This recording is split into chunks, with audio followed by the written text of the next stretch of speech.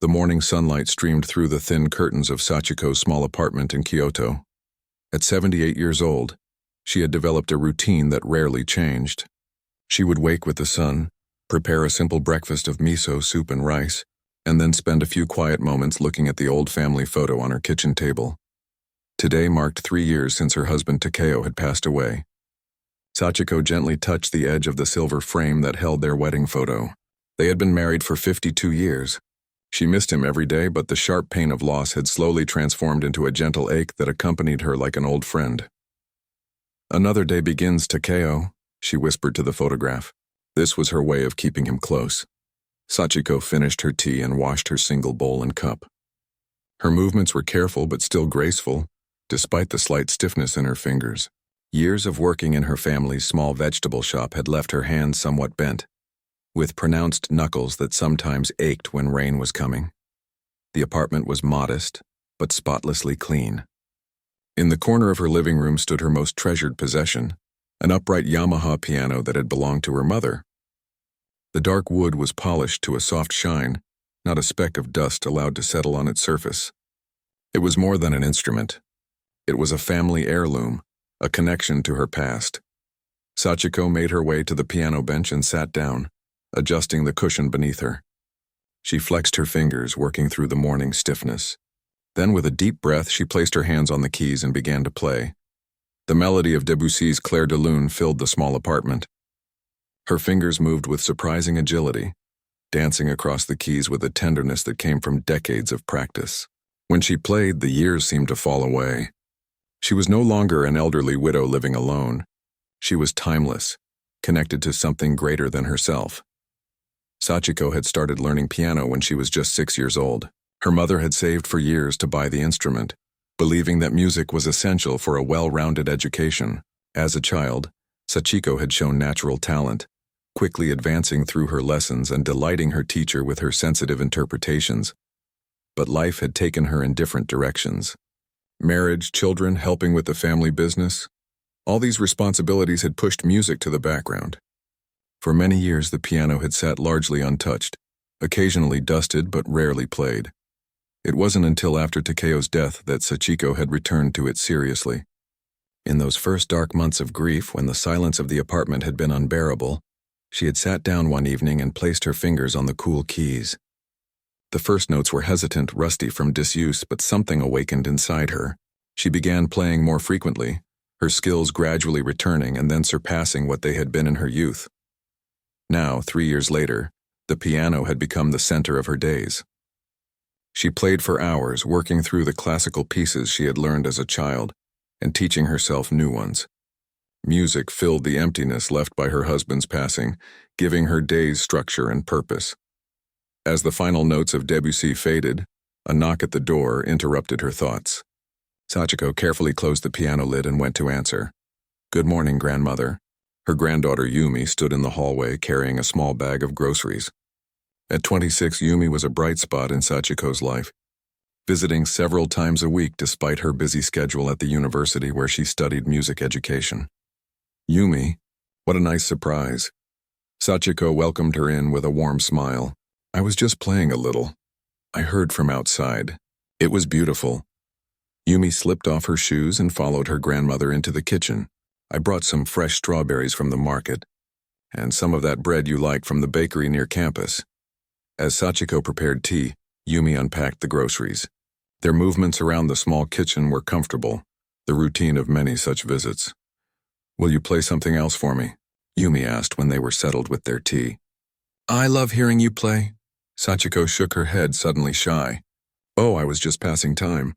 My playing isn't anything special." "That's not true at all." Yumi leaned forward, her expression earnest. "Grandmother, you play with more feeling than many of my classmates at university. My professor would be amazed by your interpretation." Sachiko waved away the compliment. "You're kind to say so, but I'm just an old woman who enjoys the piano. It keeps my mind sharp and my fingers moving. Will you at least play one piece for me, please?" Yumi's eyes held the same pleading look they had when she was a child asking for one more story before bed. Unable to refuse, Sachiko nodded and led the way back to the piano. She settled onto the bench, took a moment to compose herself, and began Chopin's Nocturne in E-flat major, Op. number 9, number 2. As she played, she forgot about her granddaughter's presence. The music transported her to another place, a world of emotion and memory that existed beyond the confines of her small apartment. Her fingers moved with confidence and subtlety, drawing out the melodic line with exquisite control. When the piece ended, she was startled by the sound of applause. Turning, she saw Yumi standing with tears in her eyes. "Grandmother, that was incredible. I've never heard it played with such depth." Yumi approached the piano. "Why didn't you ever pursue music seriously?" Sachiko shrugged. "Different times, different choices. When I was young, becoming a professional musician wasn't practical for a girl from my background. Then life happened. Marriage, your father and his brothers, the shop. But you could have played for yourself, for others. There never seemed to be enough time." Sachiko ran her fingers lightly over the keys, and then too much time had passed and I thought it was too late. Yumi sat beside her grandmother on the bench. "It's never too late. Your playing deserves to be heard." Sachiko laughed softly. "By whom? The walls of this apartment hear me plenty. By everyone." Yumi pulled out her phone and opened a web page. "Look, the community center is hosting a music showcase next month. It's called New Beginnings. People of all ages can participate." Sachiko's eyes widened with alarm. "Oh no, I couldn't possibly. That's for real musicians." "You are a real musician." Yumi's voice was firm. "Just because you didn't study at a conservatory doesn't make your talent any less valuable." "I'm 78 years old. Yumi, no one wants to see an old woman stumbling through a piano piece. First, you don't stumble. Second, your age makes it even more special." Yumi took her grandmother's hand. "Think about it. You could inspire others who believe it's too late to pursue their passions." Sachiko looked down at their joined hands, her own weathered and lined, Yumi's smooth and young. "I would be too nervous. I've never played for a real audience. I'll help you prepare. We can practice in the university's practice rooms when they're empty. You can get comfortable with a different piano." The idea sent a flutter of both fear and excitement through Sachiko's chest. To play for others, to share the music that had become so central to her life. It was a frightening thought, but also strangely appealing. "What would I even play?" she asked, her resistance beginning to weaken. "The Chopin you just played, or that Rachmaninoff piece you were working on last month. Whatever feels right to you." Yumi squeezed her hand. "Just promise you'll think about it." Later, after Yumi had gone, Sachiko sat alone at the piano again. She played a few notes, thinking about her granddaughter's suggestion. Could she really perform in public? What if she made mistakes? What if people laughed at an old woman trying to play serious music? But another voice inside her asked a different question. What if they didn't? What if, after all these years, she could share the joy that music brought her? Sachiko opened her sheet music to Rachmaninoff's Piano Concerto No. 2. It was challenging, perhaps too ambitious for a public performance.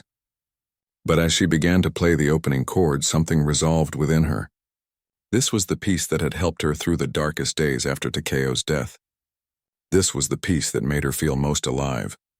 Her fingers moved across the keys with growing confidence. Outside her window, the afternoon sun cast long shadows across the room. In the golden light, a 78-year-old woman played with the passion and skill of someone who had never stopped believing in the power of music. And for the first time in many years, Sachiko Nakamura allowed herself to imagine a future where others might hear what she had kept private for so long. As evening approached, she picked up her phone and dialed Yumi's number. When her granddaughter answered, Sachiko spoke with quiet determination. "About that showcase," she said. "I think I would like to try." On the other end of the line, Yumi's delighted response was all the encouragement she needed. The university practice room felt different from Sachiko's living room. The ceiling was higher, the lighting brighter, and the piano, a gleaming black grand, was much larger than her modest upright. She stood in the doorway, clutching her folder of sheet music to her chest, suddenly unsure. "Come in, grandmother," Yumi encouraged, holding the door wide. "We have the room for 2 hours." Sachiko stepped inside, feeling out of place among the sleek modern furnishings. This was a space for young musicians with bright futures, not for elderly widows with stiff fingers. "The piano looks very expensive," she said hesitantly. "Perhaps this isn't a good idea." Yumi took her arm gently. "It's just a piano. Different from yours, yes, but the keys work the same way. She guided Sachiko to the bench. Try it. See how it feels? Sachiko set her music down and settled onto the bench, adjusting it slightly for her height. She placed her hands on the keys without pressing down, feeling the cool, smooth ivory beneath her fingertips. Taking a deep breath, she began the opening chords of the Rachmaninoff concerto. The sound was richer, more resonant than she was used to. The piano responded to her touch differently, almost eagerly, as if it had been waiting for someone to truly play it. After a few minutes, she stopped, a little overwhelmed. "It's very sensitive," she said. Yumi smiled. "That's good. It means it will capture all the emotion in your playing. Try again. But this time, don't think about the piano being different. Just play the way you do at home." Sachiko nodded and began again. This time, she closed her eyes and imagined she was in her apartment, with the familiar sounds of the street below and the scent of her tea brewing in the kitchen. Her shoulders relaxed and her playing became more natural, more fluid. When she finished the first movement, she opened her eyes to find Yumi watching her with a look of pride. "That was beautiful," Yumi said softly. "You see? You can play any piano." Over the next few weeks, they established a routine. Twice a week, Yumi would reserve a practice room, and Sachiko would spend 2 hours getting comfortable with different pianos. Sometimes they would visit the community center where the showcase would be held, allowing Sachiko to practice on the actual piano she would use for her performance. The showcase piano was not as fine as the university's, but it had a warm, mellow tone that Sachiko found appealing. The community center staff began to recognize her, greeting her with friendly smiles as she and Yumi arrived for their practice sessions.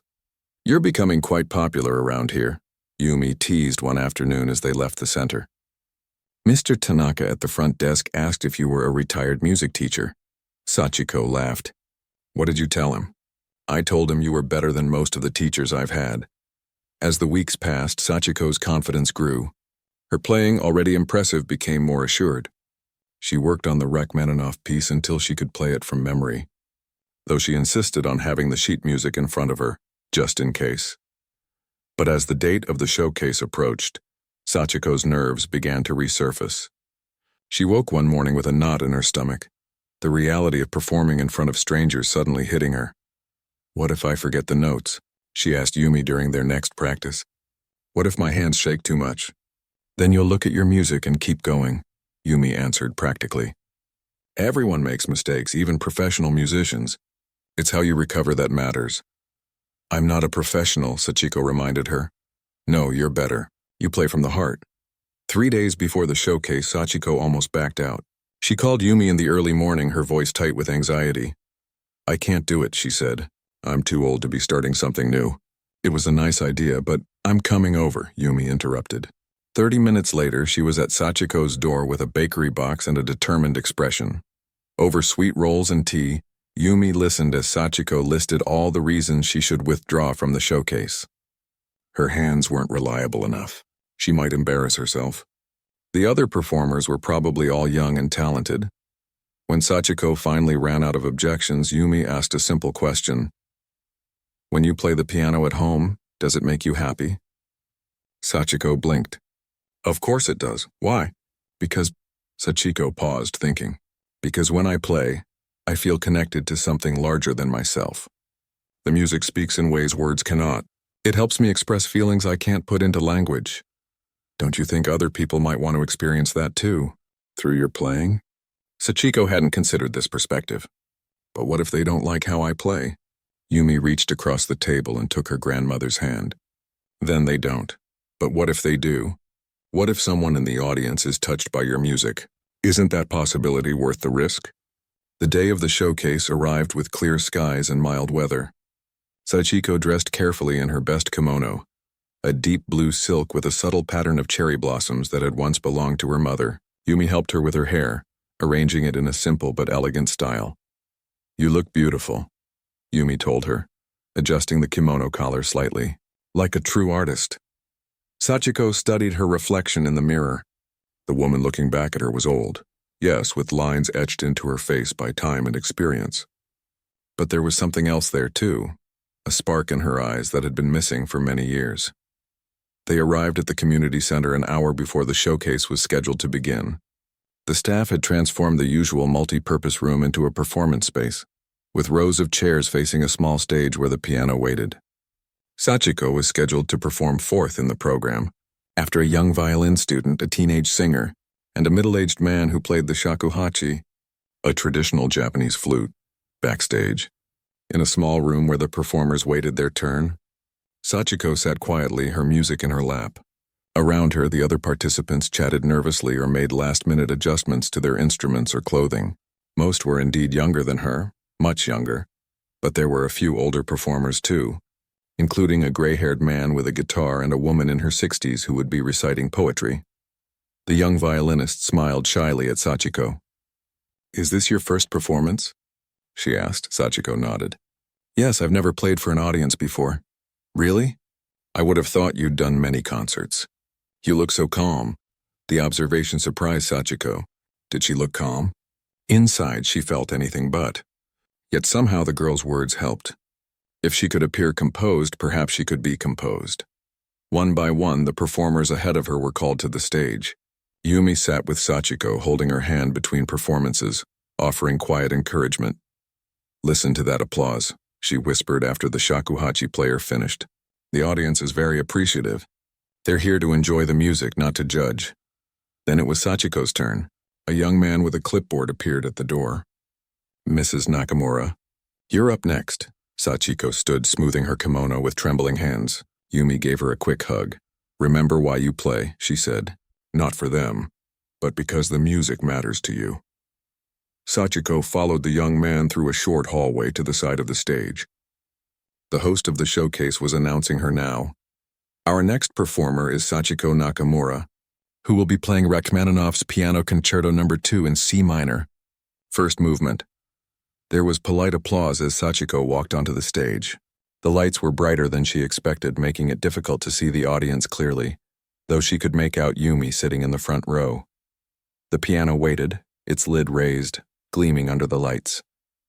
Sachiko bowed to the audience, then made her way to the bench. She adjusted it slightly, placed her music on the stand, and took a moment to center herself. In that moment of silence, with dozens of eyes on her, Sachiko felt a strange calm settle over her. She was 78 years old. She had raised 3 sons, run a business with her husband, buried both her parents and her spouse, and lived through the joys and sorrows that make up a long life. Playing the piano for strangers might be new, but she was no stranger to challenges. She placed her hands on the keys and began to play. The opening chords of the Rachmaninoff filled the room, dark and resonant. As she moved into the main theme, Sachiko forgot about the audience. She forgot about her age and her nervousness. There was only the music, powerful, emotional, and flowing through her fingers as naturally as breath. Each note connected to the next in an unbroken line, telling a story of longing, of loss, of resilience.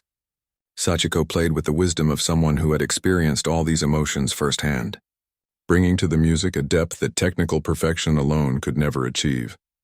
When the final notes faded, there was a moment of complete silence.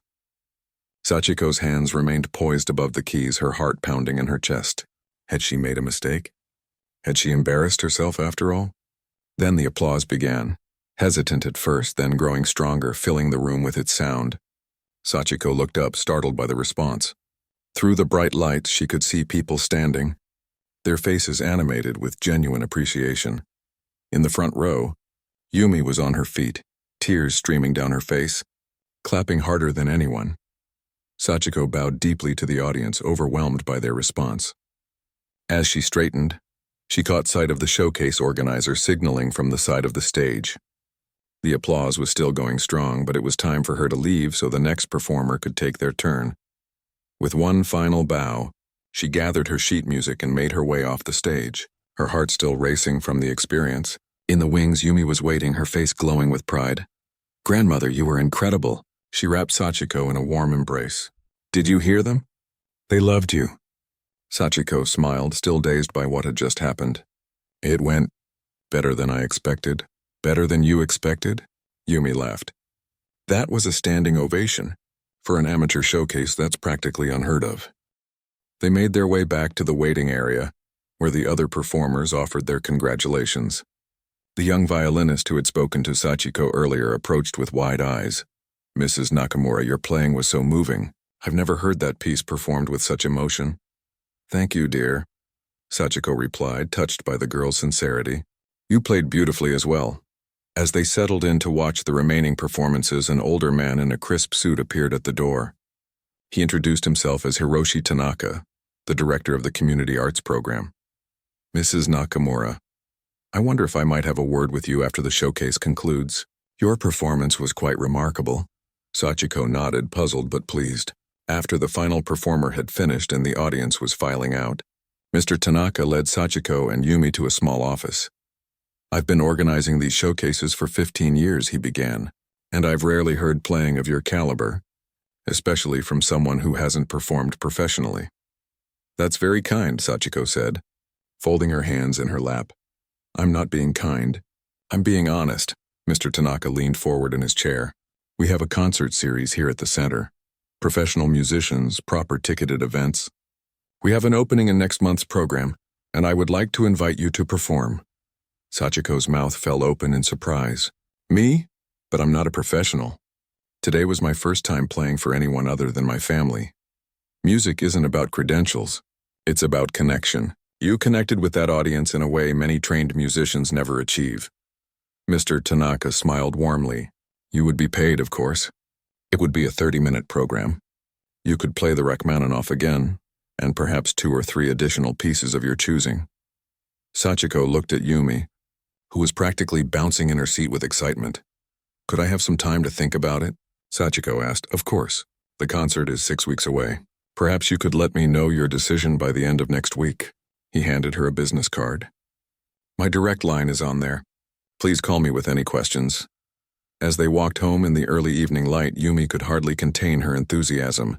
"This is amazing, grandmother. A real concert with tickets and everything. People will come specifically to hear you play." "That's what worries me," Sachiko admitted. "Today no one knew what to expect." "There were no expectations. But at a proper concert, you'll be wonderful. You heard what Mr. Tanaka said about connection. That's what makes your playing special." Sachiko wasn't so sure. That night after Yumi had gone home, she sat at her piano, running her fingers over the keys without pressing them down. Could she really perform a full concert program? At her age? What if today had been a fluke? Despite her doubts, something had awakened in Sachiko. The feeling of playing for others, of sharing the music that had brought her so much comfort, had been unexpectedly fulfilling. The next morning she called Mr. Tanaka and accepted his invitation. What followed was a whirlwind of preparation. Sachiko selected her program, the Rachmaninoff, of course, but also Chopin's Nocturne in E-flat major, Debussy's Clair de Lune, and Mozart's Sonata in C major. 4 pieces that represented different aspects of her musical journey. She practiced with a new intensity, pushing herself to refine her technique. Yumi helped her secure additional practice time at the community center, and together they worked on the program, discussing interpretation and expression. 3 weeks before the concert, Yumi arrived at Sachiko's apartment with exciting news. "Look," she held up a poster. "They're promoting your concert." Sachiko stared at the poster in disbelief. There, in elegant typography, was her name. "An Evening with Sachiko Nakamura, a Musical Discovery." Beneath it was a photograph that Yumi had taken of her at the piano, her face in profile, hands poised above the keys. "They've already sold half the tickets," Yumi added. "People who were at the showcase have been telling their friends about you." The poster made everything suddenly real. Sachiko's anxiety returned, stronger than before. That night she dreamt that she walked onto the stage and couldn't remember a single note of music. The weeks passed quickly. Sachiko continued to practice diligently, but as the concert date approached, she found herself growing increasingly nervous. 2 days before the performance, she received an unexpected visitor. The doorbell rang in the late afternoon. When Sachiko opened the door, she found a middle-aged woman she didn't recognize standing in the hallway. "Mrs. Nakamura, my name is Keiko Watanabe. I'm a music critic for the Kyoto Daily. I was hoping I might speak with you about your upcoming concert." Sachiko hesitated, then invited the woman inside. As they sat in her modest living room, Ms. Watanabe explained that she had heard about the showcase performance from a colleague and was intrigued by the story of a 78-year-old woman making her concert debut. "It's Quite unusual, she said, taking out a small notebook. Most pianists begin performing publicly as children or young adults. What made you wait so long? Sachiko told her about her childhood lessons, the years focused on family and work, and her return to the piano after her husband's death. So this concert isn't really a beginning for you, but a continuation, Ms. Watanabe observed, a circle completing itself. I suppose you could see it that way, Sachiko agreed, warming to the thoughtful journalist. Though I never imagined I would be giving a concert at my age. Age is just a number, as they say. Ms. Watanabe smiled. My article will appear in tomorrow's paper, the day before your concert. I hope it brings you a good audience. The article, when it appeared, was both generous and insightful. Ms. Watanabe had portrayed Sachiko not as a curiosity, the elderly woman taking up a new hobby, but as a serious musician whose life experience informed her playing in unique ways, but the increased attention brought new pressures. The concert had now sold out. People would be coming with expectations, perhaps even looking for flaws or signs of age in her performance. The night before the concert, Sachiko couldn't sleep. She sat at her kitchen table drinking tea and reading through the sheet music one more time, mentally rehearsing each piece. I wish you could be there, Takeo, she whispered to the darkness. You always believed I could do anything. The day of the concert arrived. Yumi came early to help Sachiko prepare.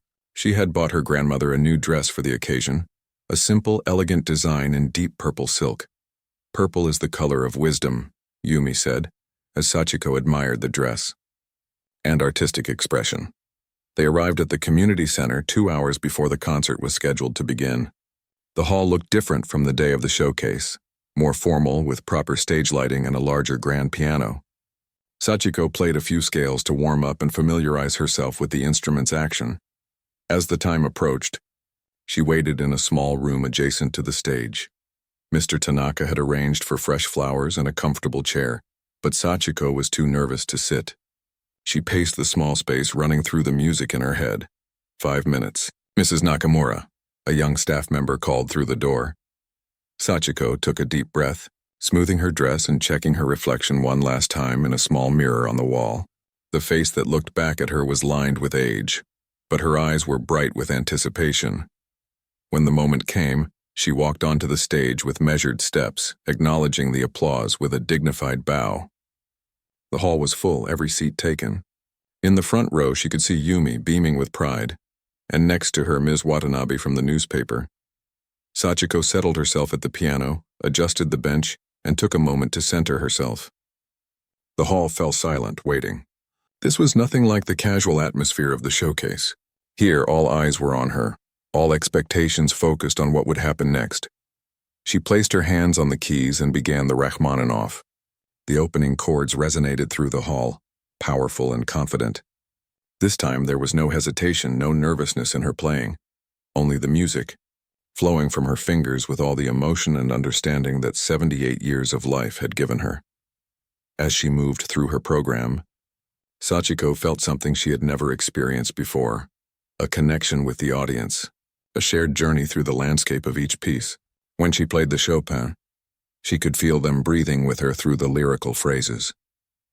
During the Mozart, she sensed their delight in the playful passages.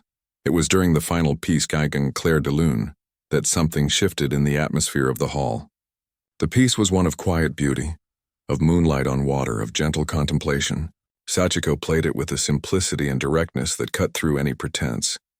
In that moment, she wasn't thinking about technique or memory or the audience's expectations. She was simply sharing something she loved, as one might share a favorite view or a cherished story with a friend. When the final notes faded into silence, the audience remained still for a long moment, as if reluctant to break the spell. Then as one, they rose to their feet, applause filling the hall with a wave of sound and appreciation. Sachiko stood and bowed deeply, tears in her eyes. Whatever came next in her life, she would always have this moment, this gift of music given and received in equal measure. The days following Sachiko's concert passed in a blur. Her phone, which usually rang only when Yumi called, suddenly seemed to ring constantly. Friends she hadn't spoken to in years called to congratulate her after reading about her performance in the newspaper. Neighbors stopped her in the street to express their admiration. "I had no idea you played the piano," her longtime neighbor, Mrs. Ido, said when they met at the local market. "All these years, and I never knew we had such talent in our building." The attention was flattering but overwhelming for Sachiko, who had lived quietly for so long. She found herself retreating to her apartment, finding comfort in her daily routine and, of course, in her music. A week after the concert, Mr. Tanaka called with surprising news. "Mrs. Nakamura, your performance has created quite a stir in our local music community," he said. "I've received inquiries from several venues asking if you would consider performing again." Sachiko sat down, stunned by this development. "More concerts? But I've only just given my first one." "Indeed, and it was remarkable. The Sakura Music Hall would like to feature you in their Emerging Artists series next month." Sachiko couldn't help but laugh. "At 78, I'm hardly emerging." "Age is irrelevant," Mr. Tanaka said firmly. "What matters is that your musical voice is now being heard for the first time by a wider audience. That makes you an emerging artist by definition." After some thought, Sachiko agreed to one more concert. This venue was larger, more prestigious than the community center. The Sakura Music Hall was known for hosting professional musicians from across Japan and occasionally international performers as well. When she told Yumi about the invitation, her granddaughter was ecstatic. "Grandmother, this is incredible. The Sakura Hall is where my professors perform. It's a serious venue for serious musicians. Perhaps that's why I'm nervous about accepting," Sachiko admitted. "These invitations, it all feels like a dream that could end at any moment." "It's not a dream," Yumi assured her. "It's what happens when genuine talent is finally recognized." Preparation for the new concert began immediately. The program would need to be longer, a full hour of music. Sachiko would keep the pieces from her first concert, but would need to add several more. After much consideration, she decided to include Bach's Prelude in C major, Beethoven's Moonlight Sonata, first movement, and Schumann's Träumerei. The selections spanned different periods and styles, showcasing her versatility while staying within pieces that resonated with her personally. Each held special memories. The Bach had been her first serious piece as a child. The Beethoven had been her husband's favorite. The Schumann reminded her of lullabies sung to her children. As the concert date approached, Sachiko found herself practicing with an intensity that surprised even her. Where once she had played for personal solace, she now felt a responsibility to her audience, to give them something meaningful, something genuine. 2 weeks before the Sakura Hall concert, Sachiko received an unexpected letter. The envelope bore the logo of the Kyoto Piano Competition, a prestigious event held annually for pianists across Japan. Puzzled, she opened it to find an invitation to be a special guest performer during the competition's opening ceremony. "The committee has heard of your remarkable story," the letter read, "and believes your journey represents the timeless power of music to transform lives at any age. We would be honored if you would perform one piece of your choosing to inspire our contestants." Sachiko read the letter twice, unable to believe what she was seeing. The Kyoto Piano Competition was televised nationally. Professional musicians competed for substantial prizes and recording opportunities. And they wanted her, an elderly woman who had only recently begun performing, to play at their opening ceremony. When Yumi arrived that evening to help with practice, Sachiko showed her the letter.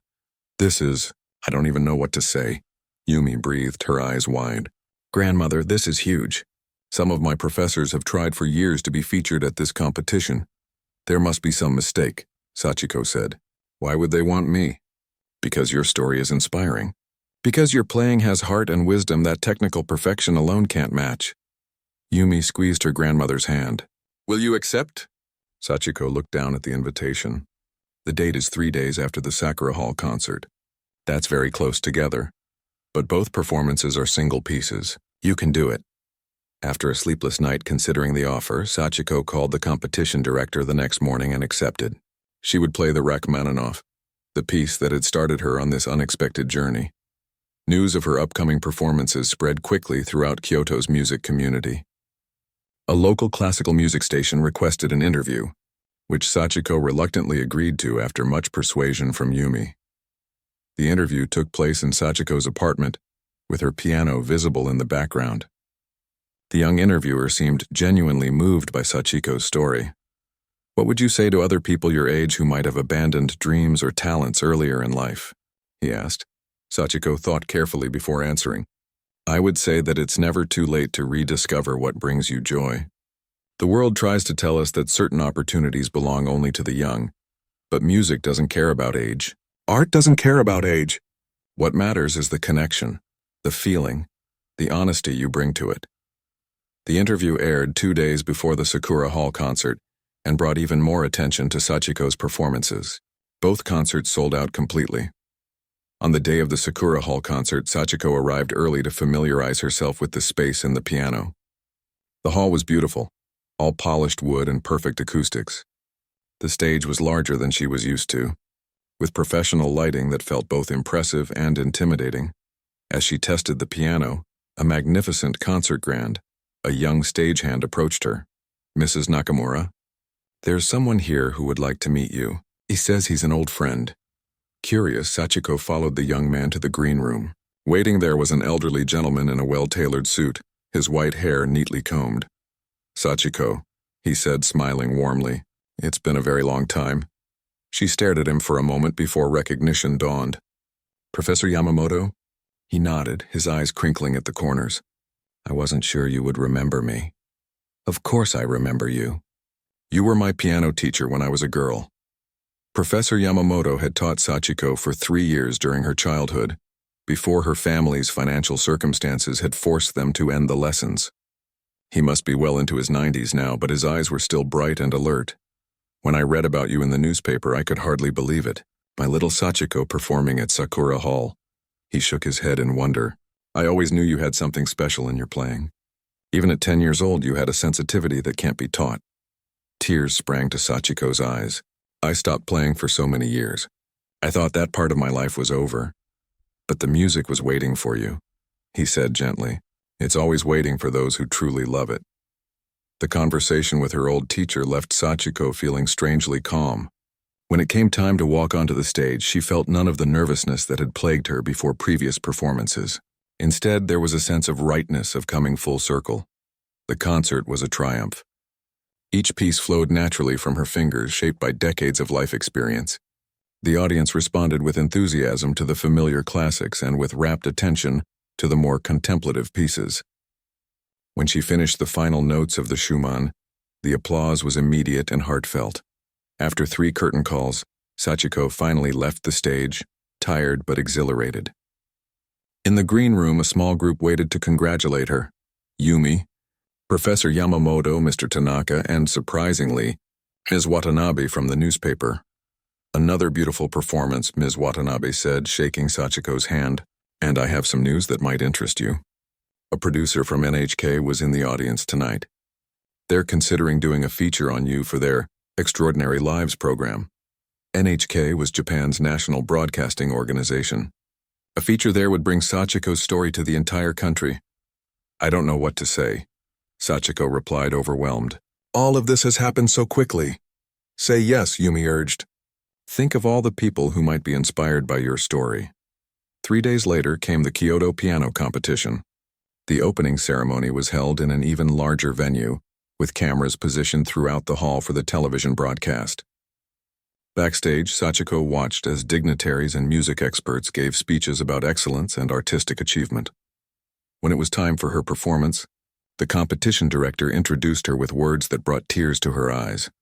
Music is not merely about technique or training, though these are important, he said. At its heart, music is about human connection, the ability to touch others with sound and emotion. Our special guest tonight reminds us that this connection is available to us at any stage of life, if only we have the courage to pursue it. Please welcome Sachiko Nakamura. Sachiko walked onto the stage, conscious of the cameras, the large audience, the row of young competitors watching from special seats near the front. These were pianists who had dedicated their entire lives to music, who had practiced for thousands of hours to reach this competition. And yet, as she began to play the Rachmaninoff, Sachiko felt no sense of inadequacy. Her journey had been different from theirs, but no less valid. The music flowed through her with all the accumulated joy and sorrow, hope and loss of her 78 years. When the final chord resolved, There was a moment of complete silence before the applause began. As Sachiko rose and bowed, she saw that several of the young competitors were wiping away tears. Later, as she was preparing to leave, a young woman in a formal concert dress approached her. She was one of the competitors, barely 20 years old. "Mrs. Nakamura," she said hesitantly, "I just wanted to thank you for your performance. I've been so focused on technique and competition that I sometimes forget why I started playing piano in the first place. You reminded me tonight that music is about something more important." Sachiko smiled, deeply touched. "What is your name, dear?" "Hanako." "Well, Hanako, play with your heart as well as your hands, and you'll never go wrong." As Sachiko left the concert hall that night, with Yumi by her side, she looked up at the stars, shining in the clear Kyoto sky. "I never imagined any of this," she said softly. Yumi linked her arm through her. "Grandmother's. This is just the beginning." 6 months had passed since Sachiko's first performance at the community center showcase. The small apartment that had once felt so quiet now buzzed with activity and purpose. Her calendar, previously marked only with doctor's appointments and Yumi's visits, now contained concert dates, interview requests, and rehearsal schedules. The NHK feature had aired nationwide, bringing Sachiko's story to millions of viewers across Japan. Letters arrived daily from people touched by her journey. Elderly men and women inspired to revisit abandoned hobbies, young musicians moved by her emotional playing, and everyone in between. "I never expected any of this," Sachiko told Yumi one afternoon as they sorted through the latest batch of mail. "I was just playing for myself to fill the silence." "And now you're filling concert halls," Yumi said with a smile. "Have you seen today's newspaper?" She handed Sachiko the art section of the Kyoto Daily. There, in a prominent position, was an announcement for the upcoming Masters of Kyoto concert series. Sachiko's name was listed among pianists who had been performing professionally for decades. "They're calling you Kyoto's unexpected treasure," Yumi pointed out. "The tickets for your performance are already sold out." Sachiko shook her head in wonder. It still doesn't seem real. But it was real and becoming more so with each passing day. What had begun as a personal journey of healing after loss had transformed into something far beyond Sachiko's imagination. Not all attention was positive, however. As Sachiko's profile rose in the music community, so did the scrutiny. After one particularly well-attended concert, a prominent music critic wrote a review questioning whether the attention given to her was deserved on musical merits alone. "While Mrs. Nakamura's story is undeniably touching," he wrote, "one must separate sentiment from artistic evaluation. There are technical limitations in her playing that would not be overlooked in a younger performer without her compelling personal narrative." The words stung, though Sachiko tried not to show it. "He's not entirely wrong," she told Yumi when her granddaughter expressed outrage over the review. "I didn't spend decades perfecting my technique like professional pianists. I play from the heart, but there are things my fingers simply can't do at my age." "That doesn't make your music any less valuable," Yumi insisted. Deep down, Sachiko knew this was true. Yet the criticism planted a seed of doubt that grew despite her efforts to ignore it. The doubt was still with her when an invitation arrived that would change everything yet again.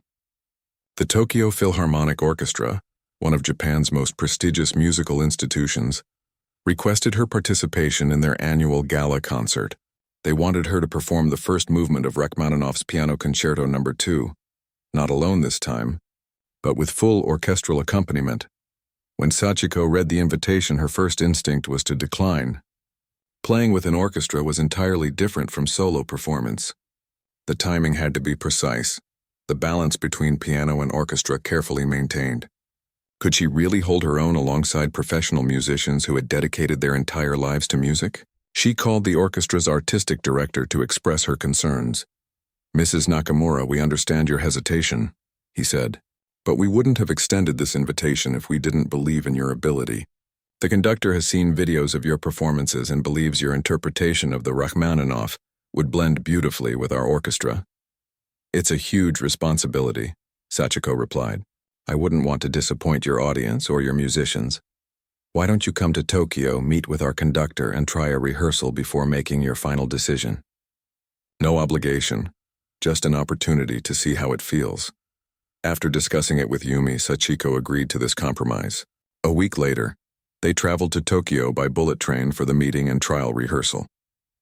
The Tokyo Philharmonic's home was a modern concert hall with state-of-the-art acoustics and a magnificent stage. As Sachiko was led through the backstage area, she felt increasingly out of place among the professional musicians preparing for rehearsal, all with their instrument cases and scores, all so much younger and more experienced than she was. The conductor, Maestro Nakamura, no relation, greeted her with warm respect. In his 60s, with salt and pepper hair and expressive hands, he had a gentle manner that immediately put Sachiko at ease. "It's an honor to meet you, Mrs. Nakamura. I've been deeply moved by your performances." "Thank you for considering me," Sachiko replied, "though I must admit I'm terrified at the thought of playing with your wonderful orchestra." He smiled. "Music should always contain an element of risk, don't you think? That's what keeps it alive." The rehearsal began with just Sachiko, Maestro Nakamura, and the concertmaster, the orchestra's lead violinist. They discussed tempos and interpretation, working through the beginning of the concerto to establish a common understanding of the piece. Then the full orchestra joined them. Sitting at the grand piano in front of dozens of professional musicians, Sachiko felt her heart racing. The conductor raised his baton, gave her a reassuring nod, and began. The opening chords of the Rachmaninoff had never felt so powerful to Sachiko. As she played, the orchestra responded, surrounding her solo line with rich harmonies and counter-melodies. It was like having a conversation with multiple voices, all speaking the same musical language but adding their own perspective. There were moments of uncertainty, places where her timing didn't perfectly align with the orchestra's, sections that needed to be stopped and repeated. But there was also magic in the collaboration, a fullness to the music that solo playing could never achieve. When they finished the run-through, there was a moment of silence before the orchestra members began to tap their bows against their music stands, their way of showing appreciation. The concertmaster leaned toward Sachiko. "Your playing has so much heart," she said quietly. "It reminds us why we became musicians in the first place." After the rehearsal, Maestro Nakamura sat with Sachiko and Yumi in his office. "There are technical aspects we would need to work on," he said honestly, "but I believe we could create something very special together. The gala is still 2 months away. If you're willing to come to Tokyo for weekly rehearsals, I think we can prepare a performance that will honor both the music and your unique voice as a pianist." On the train back to Kyoto that evening, Sachiko was quiet, lost in thought. "What are you thinking, grandmother?" Yumi finally asked. "I'm thinking about risk," Sachiko replied. "About stepping into unknown territory at an age when most people are settling into comfortable routines. And I'm thinking that I spent too many years playing it safe. I don't want to regret another missed opportunity." The next morning, Sachiko called Maestro Nakamura and accepted the invitation. What followed were 8 weeks of intense preparation. Every Monday, Sachiko traveled to Tokyo for rehearsals with the orchestra. Maestro Nakamura was a patient teacher, helping her navigate the complexities of playing with an ensemble while respecting her natural musicality. Between rehearsals, she practiced diligently at home, working to build her stamina and refine the passages that needed more technical precision. Yumi arranged for a professional recording of the orchestral parts so Sachiko could practice with the full sound. As the gala approached, Sachiko's confidence grew. The piece that had once seemed impossibly challenging now felt like a familiar conversation between old friends, the piano and orchestra exchanging musical ideas, supporting and challenging each other. 2 days before the performance, a final dress rehearsal was held in the concert hall. Sachiko wore the outfit she had chosen for the gala, a floor-length kimono in deep blue silk with silver embroidery, traditional yet elegant enough for the formal occasion. The rehearsal went smoothly, with only minor adjustments needed. Afterward, as Sachiko gathered her music, one of the cellists approached her. "Mrs. Nakamura, my mother is 82, he said. "She gave up painting 40 years ago to raise our family. After seeing a news story about you, she bought new brushes and canvases. She's painting again for the first time in decades. I just wanted to thank you for that gift." Sachiko was deeply touched. P.